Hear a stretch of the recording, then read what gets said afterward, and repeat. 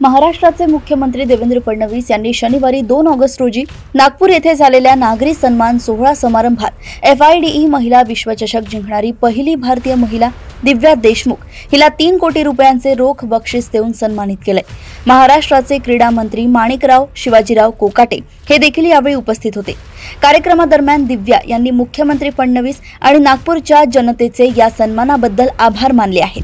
गेल्या आठवड्यात 19 वर्षीय दिव्याने ग्रँडमास्टर हम्पी कोनेरूला टायब्रेकरमध्ये 1-5-0-5 असे पराभूत करून बुद्धिबळाच्या इतिहासात आपले नाव कोरले।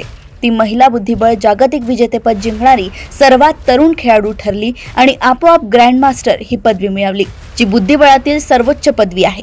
तिच्या विजयासह दिव्याने दुसऱ्या आणि तिसऱ्या क्रमांकाच्या ग्रँडमास्टर हम्पी कोनेरू आणि माजी महिला विश्वविजेता टॅन जोंगी यांच्यासह 2026च्या उमेदवार स्पर्धेसाठी पात्रता मिळवली आहे। शुक्रवारी केंद्रीय क्रीडा मंत्री मनसुख मांडविया यांनी नवी दिल्ली येथे 2025च्या FIDE महिला विश्वचषक पदक विजेत्या दिव्या आणि कोनेरू यांचा सत्कार केला।